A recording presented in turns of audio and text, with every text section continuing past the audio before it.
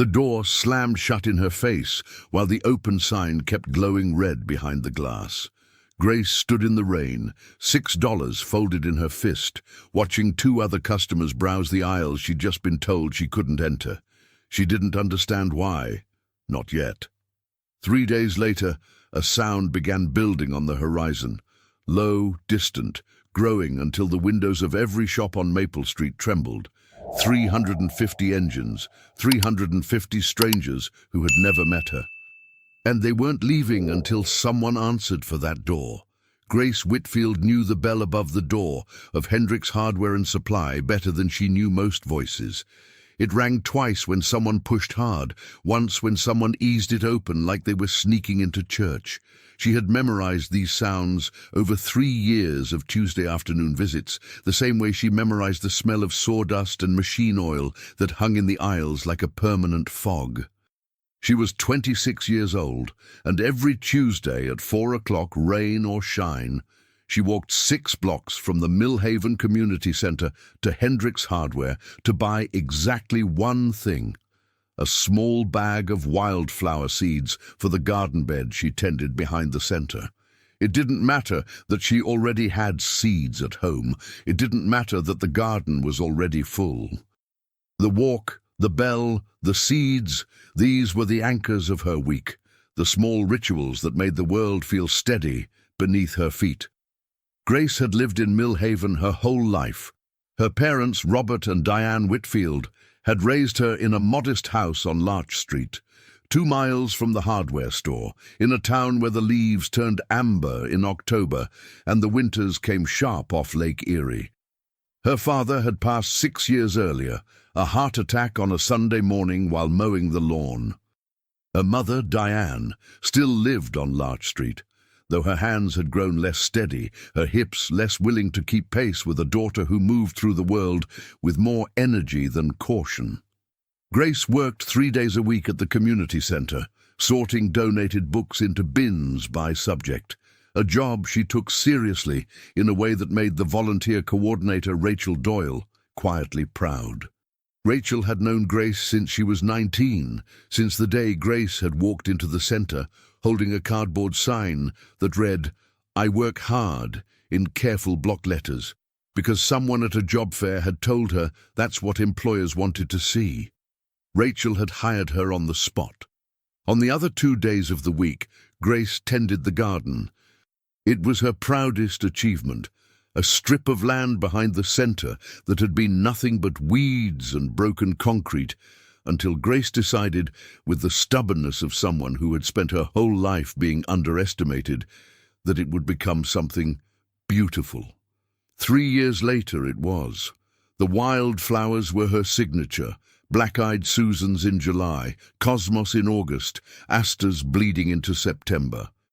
She grew them from seed every single year, and every single year she bought those seeds from Hendricks Hardware, because her father had taken her there as a little girl and taught her how to read the backs of seed packets, how to understand what full sun and partial shade meant, how to imagine a whole garden from a handful of dust in a paper envelope.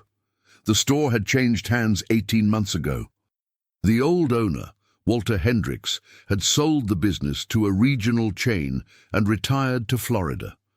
The new manager, a man named Craig Doss, had been running the store for 4 months, and in that time, Grace had noticed something she didn't quite have words for: a coldness in the way he watched her walk through the aisles, a stiffness that hadn't existed when Walter ran the place. She didn't think about it much. Grace had learned over 26 years not to dwell too long on the faces of people who looked at her differently. Her mother had taught her a phrase when she was small, something to say to herself when the world felt unkind: "I am exactly who I'm supposed to be."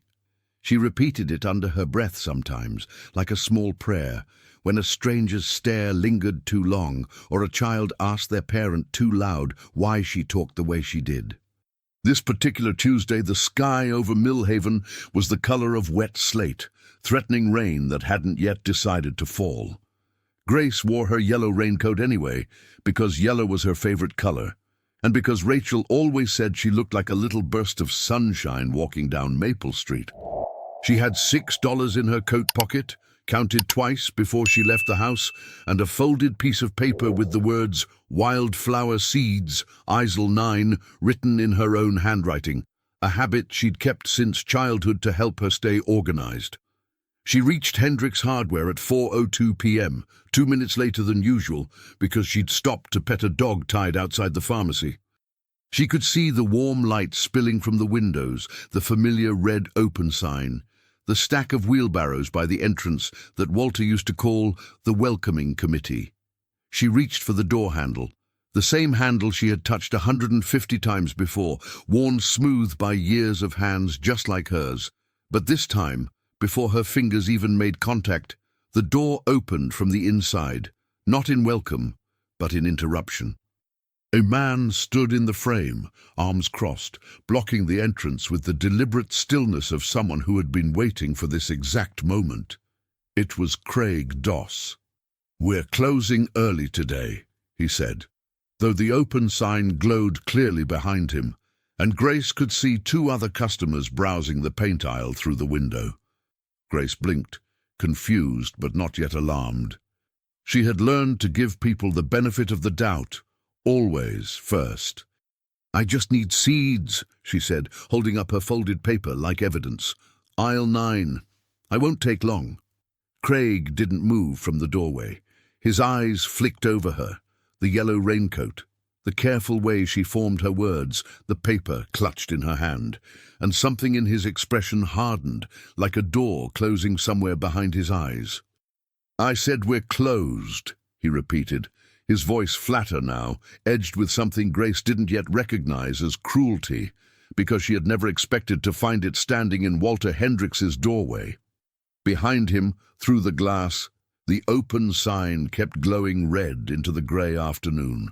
Grace stood on the sidewalk for a long moment, the folded paper still in her hand, rain beginning to needle down in thin, cold threads.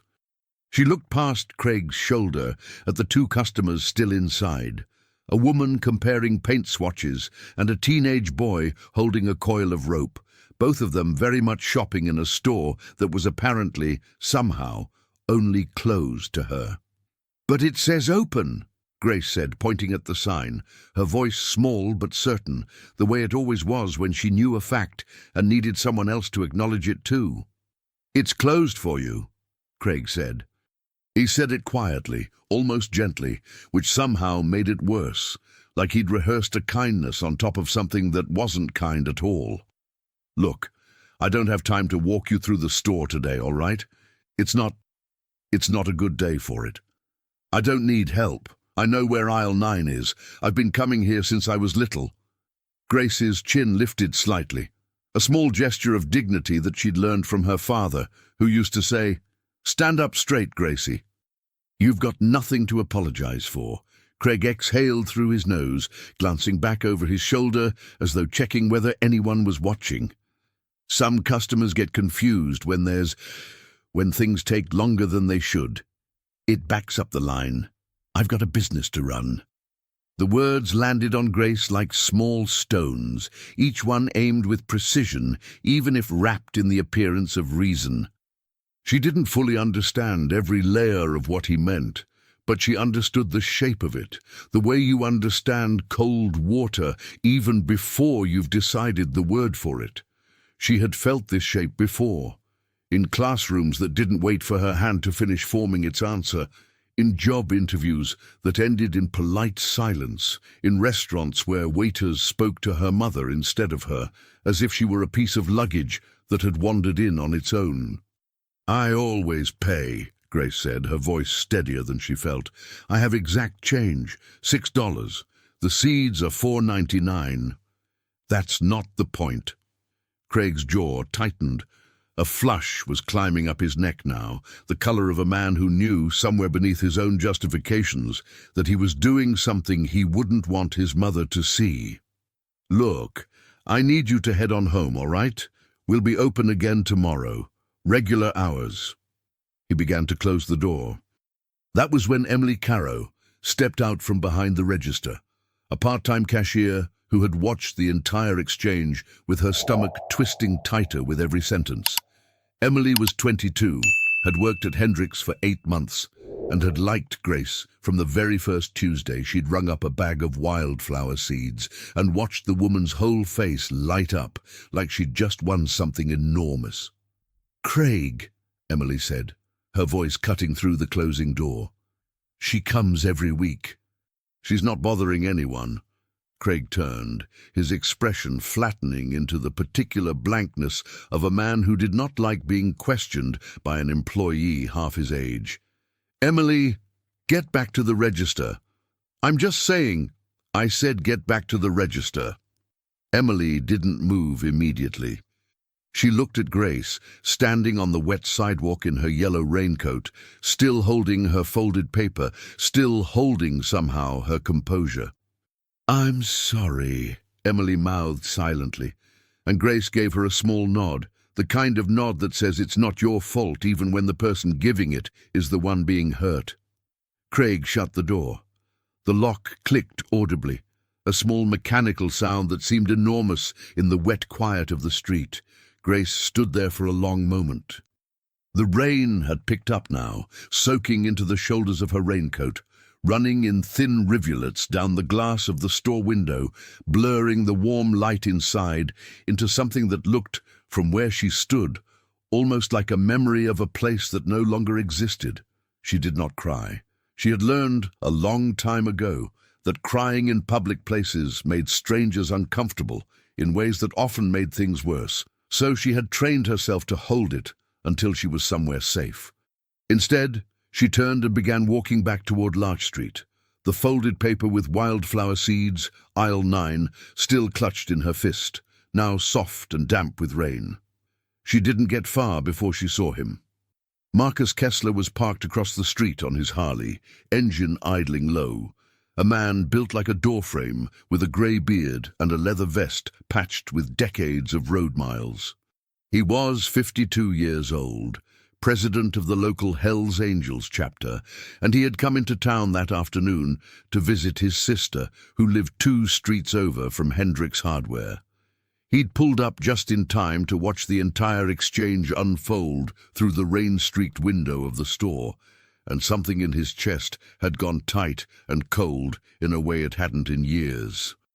He watched Grace walk past him, head down against the rain, and something about the careful way she held that damp piece of paper, like it still mattered, like the day could still be salvaged, struck him somewhere he didn't often let himself be struck. Marcus killed the engine and got off the bike. "Ma'am," he called out gently, the way you'd call to a bird you didn't want to startle. Grace stopped and turned, wary but not afraid. A lifetime of navigating the world had taught her to read the difference. "I saw what happened in there," Marcus said. "You all right?" Grace considered the question honestly, the way she considered most things. "He said the store was closed, but it wasn't closed. The sign says open." Marcus looked past her, at the red glow still burning behind the glass. His jaw worked once, twice, the muscles along it tightening like something coiling. "What's your name?" he asked. "Grace Whitfield." "I'm Marcus." He held out a hand, weathered and enormous, and Grace shook it with the same careful firmness her father had taught her. "You come here a lot, Grace?" "Every Tuesday, for the seeds, wildflower seeds for my garden." Marcus nodded slowly, something settling behind his eyes. Not quite a plan yet, but the first cold edge of one. "Well, Grace," he said, "I think maybe that store's gonna need to reconsider its hours." That night, Grace sat at the kitchen table on Larch Street while her mother made tea, the kind she always made when something was wrong, even if Grace hadn't said the words yet. Diane Whitfield had a talent, honed over 26 years of raising her daughter, for reading the small signs of a bad day.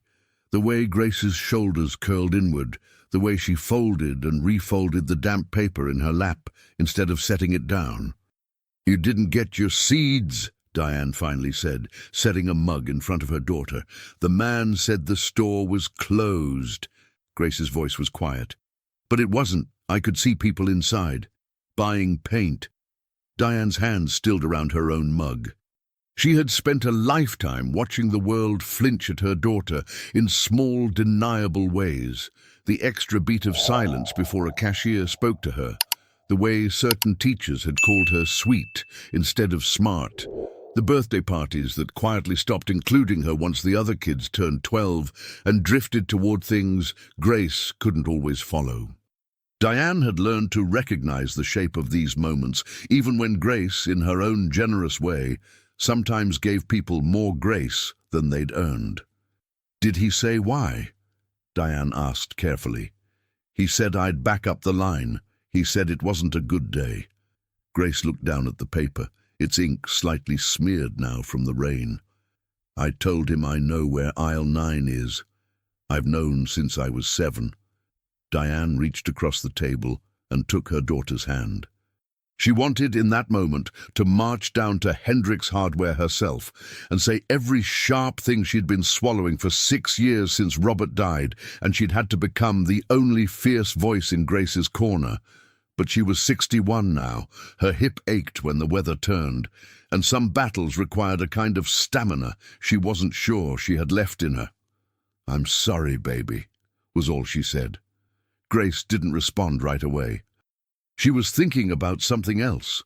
The man on the motorcycle, Marcus, and the strange, steadying calm in his voice. She hadn't told her mother about him yet, mostly because she wasn't sure how to explain why a stranger's kindness on a rainy sidewalk had settled something in her chest that Craig Doss's cruelty had unsettled.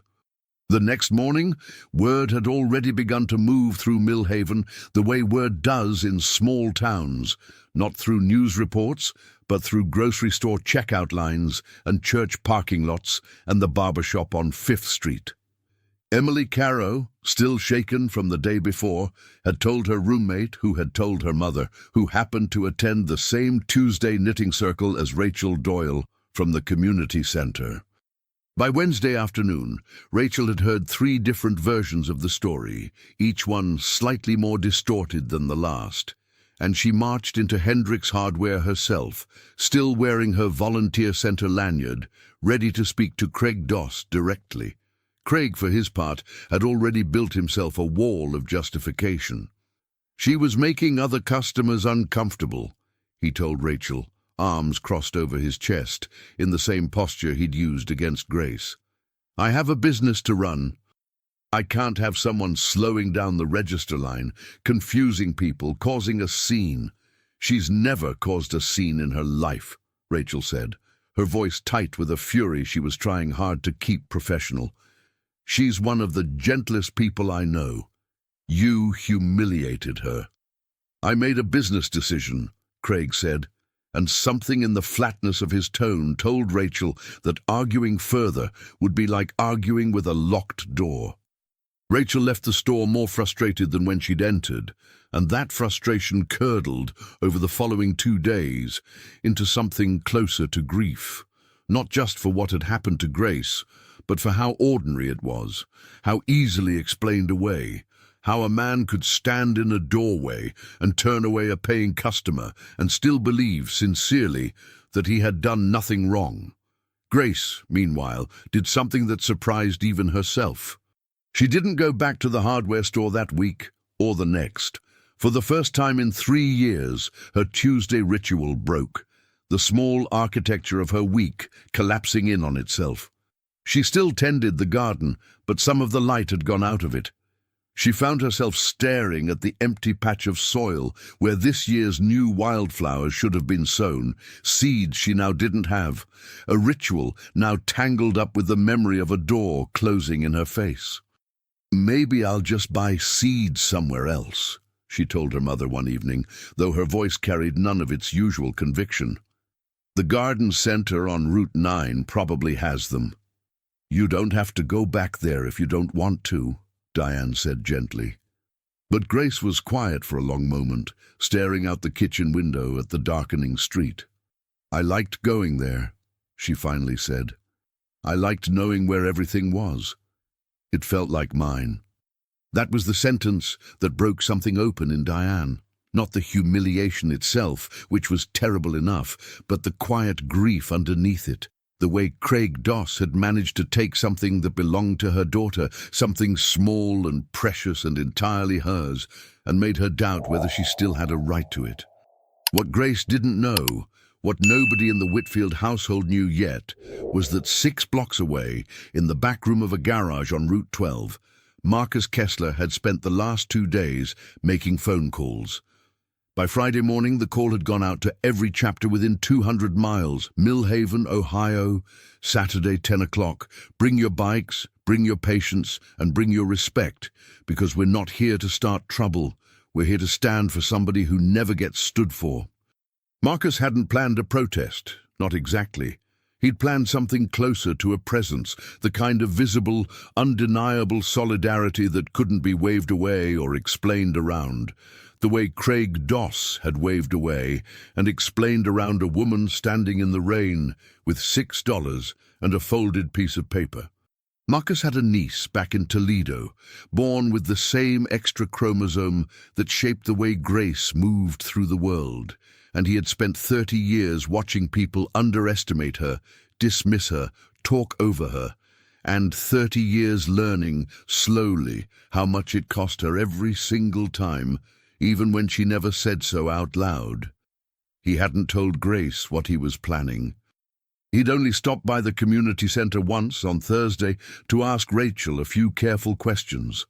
Was Grace all right? Did she still come by Tuesdays? Would she mind if some friends of his stopped by the hardware store sometime soon?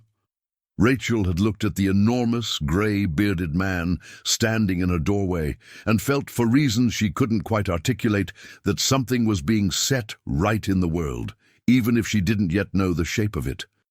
Saturday morning arrived cold and clear, the kind of sharp blue Ohio sky that comes after a week of rain. Grace was in the garden behind the community center, kneeling in the dirt, running her bare fingers through soil that still had no seeds in it. When she first heard the sound, it started as a low hum, distant enough that she thought it might be a storm rolling in from the lake. But it grew, not thunder, but something with rhythm to it, a deep mechanical pulse that built and built until the ground itself seemed to hum along with it. She stood up, wiping her hands on her jeans, and walked to the front of the community center just as Rachel came running out the door, phone pressed to her ear, eyes wide with something between shock and disbelief. "Grace," Rachel said, "you need to see this." They walked the 6 blocks to Hendrick's Hardware together, and with every block the sound grew louder, until it wasn't a hum anymore, but a roar, a wall of engines that seemed to fill the entire sky. By the time they turned onto Maple Street, Grace stopped walking entirely, her mouth open, her hands falling still at her sides. 350 motorcycles filled the street. They stretched from the hardware store all the way past the pharmacy, past the bank, past the little diner where Grace's father used to buy her pancakes on Saturday mornings. Riders in leather vests stood beside their bikes in a long, unbroken line, engines idling in a low, collective growl that seemed to shake the windows of every storefront on the block. Some of them Grace recognized as Hell's Angels patches, others from clubs she didn't know. Word had spread beyond Marcus's own chapter. Other riders joining not because they knew Grace, but because they knew the shape of the story. Because most of them had someone in their own lives who'd been made to feel small by a door that should have opened. Marcus stood at the front of the line, right at the entrance to Hendrick's Hardware, his arms crossed, his expression calm in a way that somehow felt more powerful than anger would have. Inside the store, Craig Doss stood frozen at the front register, his face drained of color, watching through the window as the entire street filled with a sea of leather and chrome. Emily stood beside him, and for the first time in 4 months, she didn't feel the need to hide the small, satisfied smile tugging at the corner of her mouth. "What is this?" Craig said, his voice cracking slightly. All his earlier authority evaporated into something closer to panic. Grace walked slowly toward the crowd, Rachel close behind her, and the riders parted for her the way a congregation parts for someone walking down the aisle, not with ceremony, but with a quiet, instinctive respect. Marcus saw her coming and stepped forward to meet her halfway. "Grace," he said, "these are some friends of mine. We heard you had some trouble here this week." Grace looked out at the sea of faces, weathered, tattooed, leather-clad strangers who had ridden from 3 counties over on a cold Saturday morning for a woman most of them had never met. And something in her chest, something that had felt small and closed since Tuesday, began to open again. "You did this?" she asked Marcus, her voice barely above a whisper. "We did this," Marcus said. "Every single one of these people. Because nobody should have to stand outside a door that's open to everybody else." Craig Doss stepped outside at that moment, his hands raised slightly, his face a shade paler than the overcast sky behind him. "Look, gentlemen, there's no need for any trouble. I don't want any trouble." "Nobody's here for trouble," Marcus said, his voice carrying easily across the now silent street. 350 engines cut simultaneously, the sudden quiet almost louder than the roar had been. "We're here because you turned away a paying customer for no reason, except she does things a little differently than you're used to. We're here so you understand exactly how many people think that was wrong." Craig's eyes flicked to Grace, standing there in her yellow raincoat, amid a small army of strangers who had shown up unasked, entirely for her sake. Something in his face shifted, not quite remorse yet, but the beginning cracks of it, the realization that whatever justification he'd built for himself over the past 4 days was about to collapse under the weight of 350 witnesses. He started and stopped. "Say it to her," Marcus said quietly. "Not to me." The street stayed silent for a long moment, 350 engines cooling in the cold Saturday air, every rider watching as Craig Doss turned, slowly, to face Grace Whitfield directly for the first time since the moment he'd closed a door in her face. "I'm sorry," Craig said, and his voice cracked on the second word in a way that suggested he hadn't planned to mean it quite this much. "I shouldn't have. I was wrong. What I did was wrong." Grace studied him for a long moment. She had spent her whole life being told to forgive quickly, to not make things difficult, to smooth over other people's discomfort, even when the discomfort was theirs to own. But she had also spent her whole life learning, slowly and at great cost, when an apology was real and when it was simply the fastest way out of an uncomfortable moment. "Why did you do it?" she asked. Not accusingly, genuinely. She wanted to understand. Craig's jaw worked for a moment before the words came. "I don't know. I think I was afraid of something I didn't understand. I didn't know how to talk to you, and instead of learning, He stopped, shook his head. "I shut the door. It was easier than trying." It wasn't a perfect answer, but Grace recognized something true in it, not an excuse, but an honest accounting of a small, cowardly moment that had grown under the weight of 350 engines into something he could no longer hide from. "I just wanted to buy seeds," Grace said. "I always buy seeds on Tuesday for my garden." "I know." Craig's eyes were wet now, and he made no effort to hide it, which surprised everyone watching, including himself. "The store's open right now. It'll be open every Tuesday from now on, no matter what. I promise you that." Marcus stepped forward and placed a hand on Craig's shoulder, not aggressively, but with the weight of a man making sure a promise had witnesses. "We're gonna hold you to that," he said. "Not because we want trouble, because she deserves better, and now you know it." Grace walked into the store then, past Craig, past Emily, past the 200 faces pressed to the windows of the neighboring shops, trying to understand what exactly had happened on Maple Street that morning. She walked straight to aisle 9, where the seed packets sat in their familiar rack, wildflower mixes in bright paper envelopes exactly where they'd always been. She picked one up, turned it over in her hands, read the back the way her father had taught her. Full sun, well-drained soil, blooms July through September. She carried it to the register herself. Emily rang her up with hands that were shaking slightly, not from fear but from something closer to joy. $4.99, Emily said.